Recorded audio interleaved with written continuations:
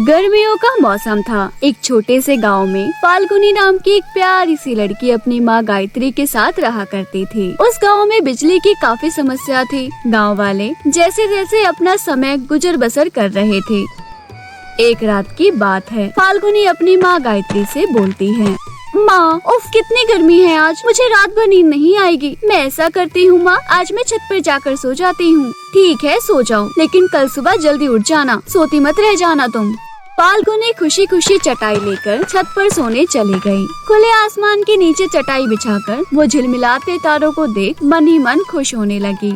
अब जान में जान आई। गर्मी की वजह से सो पाना मुश्किल हो रहा था। ठंडी ठंडी हवा तो नहीं चल रही, पर खुली छत पर नींद आ ही जाएगी। आसमान की ओर देखते देखते फाल्गुनी को कब नींद आ गई उसे पता भी नहीं चला। पर कुछ देर बाद अचानक फाल्गुनी नींद से जाग गई और उसने अपने चारों ओर सुंदर सुंदर परियां देखी जो कि उसे पंख लगा रही थी। ये सब देखकर फाल्गुनी खुशी से चौंक गई। अरे, मैं कोई सपना तो नहीं देख रही, इतनी सुंदर सुंदर परियां।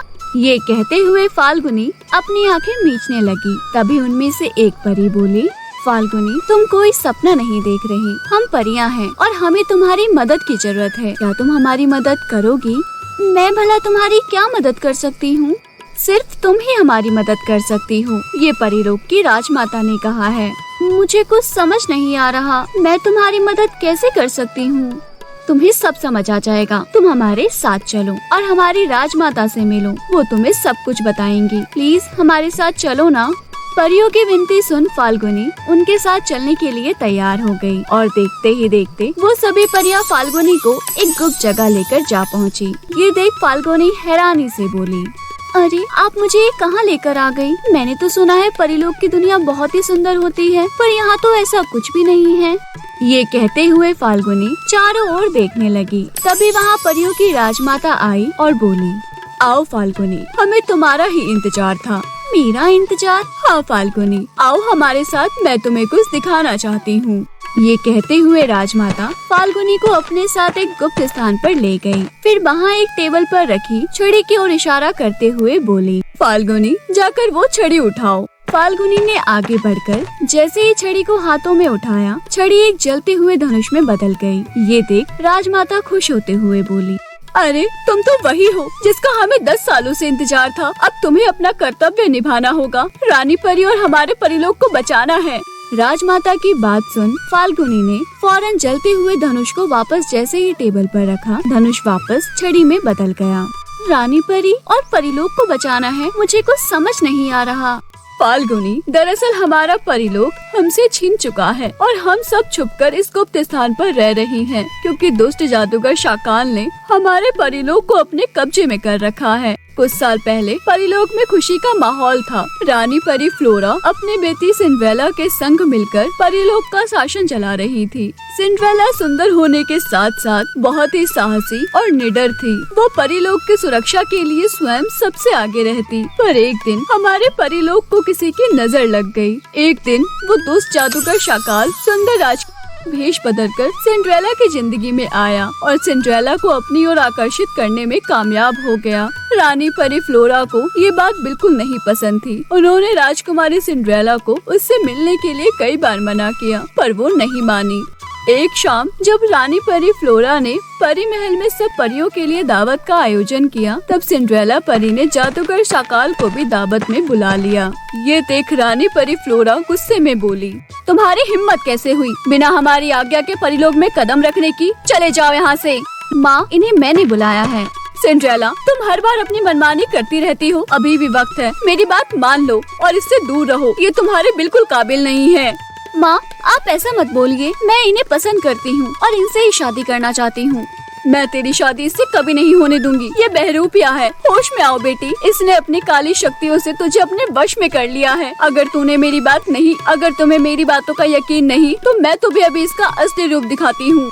ये कहते हुए रानी परी फ्लोरा ने अपनी जादुई छड़ी जादूगर शाकाल की ओर घुमाई। तभी अपना बचाव करते हुए जादूगर शाकाल ने रानी परी फ्लोरा पर हमला किया। रुक जा रानी परी, तू मेरा कुछ नहीं बिगाड़ पाएगी। ये कहते हुए जादूगर ने रानी परी की जादुई छड़ी अपनी शक्तियों से नष्ट कर दी। इससे पहले कि रानी परी फ्लोरा अपने आप को जादूगर की काली शक्तियों से बचा पाती, जादूगर शाकाल ने अपनी काली शक्तियों से रानी परी को पत्थर की मूर्ति में बदल दिया। आज से मैं परीलोक का राजा हूँ और तुम सब परियां मेरे गुलाम। जादूगर शाकाल का असली रूप और अपनी माँ को मूर्ति में बदले हुए देख सिंड्रेला गुस्से से बोली, इतना बड़ा धोखा, तुमने मेरी माँ के साथ ऐसा क्यों किया? मैं तुझे जिंदा नहीं छोड़ूंगी, दुष्ट जादूगर। ये तुम क्या कह रही हो सिंड्रेला? हमारे रास्ते कांटा अब हट चुका है, अब हम शादी कर लेते हैं। नहीं, मैं तुमसे शादी नहीं करूंगी। तुम मेरी माँ को वापस पहले जैसा कर दो, वरना तुम्हारी खैर नहीं। नहीं, तुझे मुझसे शादी करनी ही पड़ेगी। सिंड्रेला परी, वरना तू भी मेरी गुलाम बनने के लिए तैयार हो जा। मैं तुझे तेरे गलत इरादों में कभी कामयाब नहीं होने दूंगी। मेरा मुकाबला करने के लिए अब तैयार हो जा। इतना कहकर सिंड्रेला परी ने बड़ी ही बहादुरी से जादूगर शाकाल पर हमला किया। काफी देर तक दोनों के बीच घमासान युद्ध हुआ। सिंड्रेला परी इसी बीच बहुत घायल भी हुई, पर हिम्मत नहीं हारी और डटकर जादूगर शाकाल का मुकाबला किया। लेकिन जादूगर शाकाल ने बहुत बड़ी चाल चली और धोखे से सिंड्रेला पर तलवार से वार कर दिया। बहादुरी से लड़ते हुए सिंड्रेला मौत के आगोश में सो गई। ये देख परीलोक में चारों तरफ हाहाकार मच गया। कुछ परियां परीलोक से भागने में कामयाब हो गयी, लेकिन कुछ परियों को जादूगर शाकाल ने अपना गुलाम बना लिया। लेकिन अब तुम वापस आ गई हो सिंड्रेला, तुम जादूगर शाकाल का खात्मा करोगी।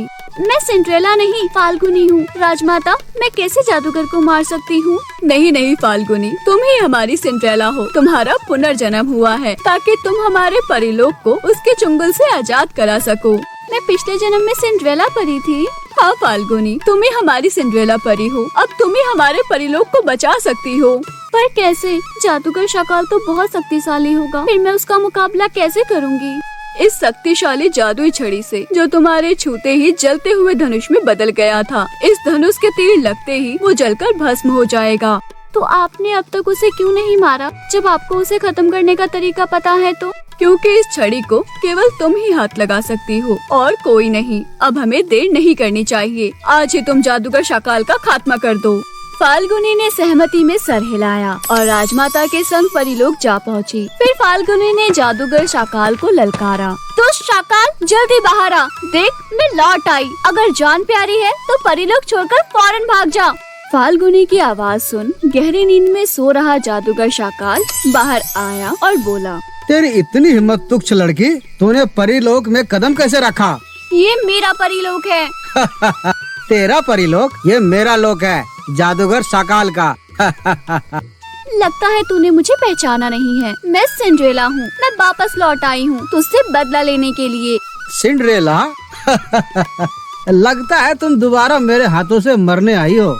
ये कहते हुए जादूगर शाकाल ने फाल्गुनी के ऊपर जोरदार प्रहार किया। तभी राजमाता ने फाल्गुनी के चारों ओर जादुई घेरा बना दिया, जिससे जादूगर शाकाल का हर बार टकराकर नष्ट हो गया। तभी राजमाता फाल्गुनी को चेतावनी देते हुए कहती है, फाल्गुनी, ये घेरा ज्यादा देर तक तुम्हारी रक्षा नहीं कर पाएगा। तुम्हें जल्दी ही अपना काम करना होगा। राजमाता की चेतावनी सुन फाल्गुनी ने बड़ी ही फुर्ती से जादुई छड़ी अपने हाथों में ली। फिर वो छड़ी अग्नि धनुष में बदल गया। फाल्गुनी के हाथों में अग्नि धनुष देख जादूगर शाकाल हंसते हुए बोला, इस मामूली खिलौने से मुझे डरा रही हो? तो मेरा कुछ नहीं बिगाड़ पाएगी। तभी फाल्गुनी बिना समय गवाए धनुष में प्रत्यंचा खींचती है, जिससे धनुष पर अग्नि का एक तीर आ गया। अब तुम्हारा सर्वनाश होगा जादूगर शाकाल। ये कहते हुए फाल्गुनी ने तीर छोड़ा और तीर सीधा जाकर जादूगर शाकाल के सीने पर जा लगा और वो वहीं राख के ढेर में बदल गया। जादूगर शाकाल के मरते ही मूर्ति बनी रानी परी फ्लोरा वापस पहले जैसे हो गई। अब परीलोक में चारों तरफ प्रकाश ही प्रकाश फैल गया। फिर सभी परियां खुशी से फाल्गुनी की जय जयकार करने लगी। तब रानी परी फ्लोरा राजमाता से बोली, आपका बहुत बहुत शुक्रिया राजमाता, आपने हमें जादूगर शाकाल के जादू से मुक्त किया। ये सब मैंने नहीं बल्कि फाल्गुनी की वजह से हो पाया है। शुक्रिया फाल्गुनी, हमें और हमारे परीलोक को जादूगर से बचाने के लिए। पर राजमाता, मेरी बेटी सिंड्रेला कहाँ है? कहीं दिखाई नहीं दे रही। वो ठीक तो है ना? रानी परी, मुझे बड़े दुख के साथ कहना पड़ रहा है, सिंड्रेला अब हमारे बीच नहीं रही। ये कहते हुए राजमाता ने रानी परी फ्लोरा को सारी घटना विस्तार से बताई, जिसे सुनकर रानी फ्लोरा को बहुत दुख हुआ। फिर अपने आप को संभालते हुए फाल्गुनी को गले लगाते हुए वो कहती है, फाल्गुनी मेरी बेटी, अब तुम हमारे साथ ही रहना, पर मेरी माँ घर पर मेरा इंतजार कर रही होगी, मुझे जाना होगा। रानी परी, आप भूल रही हैं, सिंड्रेला का पुनर्जन्म हुआ है, लेकिन एक मामूली इंसान के रूप में फाल्गुनी को घर वापस जाने दो। आज से मेरी दो माँ हैं और जो गलती मैंने पिछले जन्म में की थी उसे अब दोबारा नहीं दोहराऊंगी। हमें अपने माता पिता की बात जरूर सुननी चाहिए। माँ के जागने से पहले मुझे घर वापस जाना है। अभी रात बाकी है, तुम्हें अब वापस घर लौटना चाहिए। और हाँ, ये जादुई छड़ी तुम अपने पास रख लो। जब भी तुम्हें परीलोक की याद आए तो तुम जादुई छड़ी घुमाना और तुम अपने आप को परीलोक की दुनिया में पाओगी। धन्यवाद राजमाता। इतना कहते ही फाल्गुनी ने अपने आप को अपने घर की छत पर पाया। फिर वो गहरी नींद में सो गई। अगले दिन जब फाल्गुनी सोकर उठी तब बोली, लगता है मैं रात में कोई सपना तो नहीं देख रही थी। फाल्गुनी ये सब सोच ही रही थी कि तभी तकिए के बगल में उसे चमचमाती हुई छड़ी दिखाई दी, जिसे देख उसकी आंखें खुशी से चमक उठी। ये कहानी गोरखपुर गांव में रहने वाली विशाखा नाम की औरत की है। विशाखा की एक बहुत ही प्यारी बेटी थी जिसका नाम कविता था। कविता दिखने में बहुत ही ज्यादा सुंदर थी। विशाखा बहुत ही दयालु और नेक दिल औरत थी। एक बार की बात है, दोपहर का समय था। विशाखा और कविता दोनों सो रहे थे। तभी उनके घर का डोरबेल बजा। विशाखा उठी और उसने दरवाजा खोला तो देखा कि एक बहुत ही विचित्र औरत उसके सामने खड़ी है। बहन जी, प्लीज मेरी मदद कीजिए, मेरी कार का एक्सीडेंट हो गया है, प्लीज मेरी मदद कीजिए। देखिए, घबराइए नहीं, मैं अभी आपके साथ चलती हूँ। विशाखा उस औरत के पीछे पीछे चलने लगती है। तभी उसे एक लड़की घायल अवस्था में सड़क के किनारे पड़ी हुई दिखाई देती है। वो लड़की जोर जोर से रो रही थी। विशाखा उस लड़की के पास जाती है और पूछती है, क्या हुआ बेटी, तुम रो क्यों रही हो और तुम्हें ये चोट कैसे लगी? आंटी, मैं अपने मम्मी पापा के साथ अपने गांव घूमने जा रही थी, पर पता नहीं कैसे कार का ब्रेक फेल हो गया और कार खाई में गिर गई। मुझे मेरी माँ ने किसी तरह खिड़की से बाहर धक्का दे दिया, लेकिन हमारी कार इस खाई में गिर गई। आंटी, मेरे मम्मी पापा मुझे छोड़कर चले गए। तभी विशाखा पीछे मुड़कर देखती है तो उसके साथ आई औरत वहाँ नहीं होती। विशाखा समझ जाती है कि जो औरत उससे मदद मांगने आई थी वो कोई नहीं बल्कि उस लड़की की माँ ही थी, जो अब इस दुनिया में नहीं रही। हे भगवान, आज तक तो मैंने सिर्फ सुना था कि माँ मरने के बाद भी अपने बच्चों का साथ देती है, लेकिन आज तो मैंने अपनी आंखों से देख लिया। भगवान, इस बच्ची के मम्मी पापा की आत्मा को शांति देना। बस करो बेटी, अब चुप हो जाओ। जो होना था वो तो हो गया। तुम मेरे साथ चलो, अब से तुम मेरे घर पर रहोगी। इसके बाद विशाखा उस लड़की को अपने घर ले आती है। घर आकर विशाखा उस लड़की से पूछती है, बेटा, क्या नाम है आपका और आपका घर कहाँ है? आंटी, मेरा नाम अनन्या है और हम लोग दिल्ली से अपने गांव गोरखपुर घूमने आए थे। यहाँ आते हुए हमारा एक्सीडेंट हो गया। आंटी, मेरा इस दुनिया में मेरे मम्मी पापा के अलावा और कोई नहीं था और अब तो वो भी मुझे छोड़कर चले गए। आंटी, ऐसा नहीं कहते बेटा, जिसका कोई नहीं होता उसके साथ भगवान होते हैं। सब कुछ उन्हीं की मर्जी से होता है। वैसे तुम मेरी बेटी कविता की तरह ही हो। अब से तुम यहीं हमारे साथ रहना और खबरदार, जो खुद को अकेला समझा तो आज से मैं और मेरी बेटी तुम्हारे अपने हैं। अब रोना बंद करो। अनन्या विशाखा के गले लग जाती है।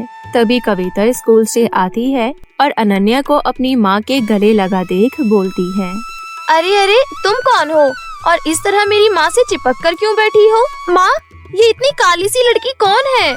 कविता बेटी, ये अनन्या है। आज से ये हमारे साथ ही रहेगी। इसका इस दुनिया में कोई नहीं है, तो मैं इसे अपने साथ घर ले आई।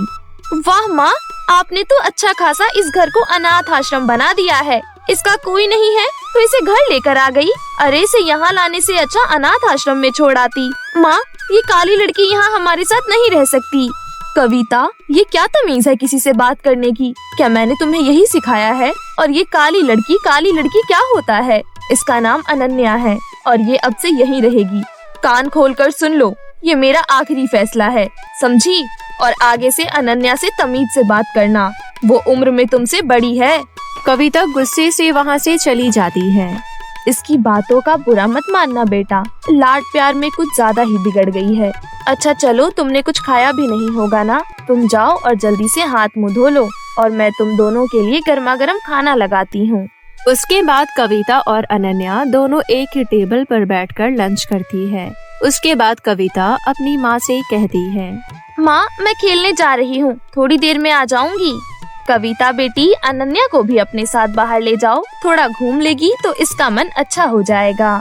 माँ मैं कहीं बाहर नहीं जा रही, कल से मेरा एग्जाम है, मुझे उसकी तैयारी करनी है, मैं अपने कमरे में पढ़ाई करने जा रही हूँ। इतना कहकर कविता अपने कमरे में चली जाती है और पढ़ाई करने लगती है। अरे यार, कब से ये सवाल सॉल्व करने की कोशिश कर रही हूँ लेकिन हो ही नहीं रहा। हे भगवान, क्या करूँ?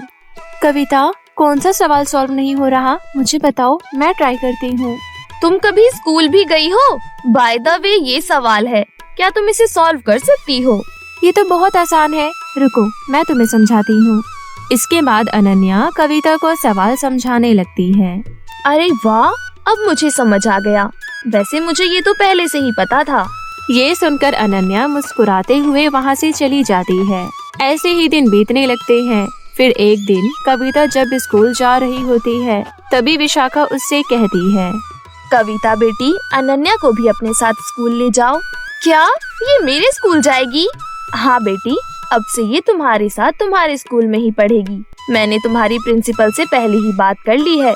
आज स्कूल में अनन्या का टेस्ट है, अगर अनन्या टेस्ट में पास हो गई तो उसका एडमिशन हो जाएगा। वैसे मुझे इस पर पूरा यकीन है, ये पास हो ही जाएगी। अनन्या तुमसे ज्यादा इंटेलिजेंट है पढ़ाई में। अब मेरा मुंह क्या देख रही हो? इसे अपने साथ ले जाओ और दोनों बहनें साथ में ही घर आना। ये सुनकर कविता मन ही मन बोलती है, माँ भी ना पता नहीं किस आफत को मेरे गले में बांध रही है। अब चलो महारानी स्कूल, यहाँ खड़े रहे तो लेट हो जाएंगे।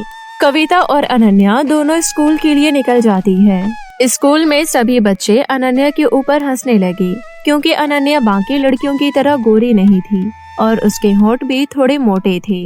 अरे कविता, आज तो किस नमूने को अपने साथ लेकर आई है, एकदम कार्टून लग रही है। लगता है कविता इस कार्टून को हमारे टाइम पास के लिए स्कूल लेकर आई है। देखो, मैं कोई कार्टून नहीं हूँ और न ही मैं यहाँ टाइम पास करने के लिए आई हूँ। मैं यहाँ पढ़ाई करने आई हूँ और तुम सभी अपनी पढ़ाई पर ध्यान दो तो बेहतर होगा।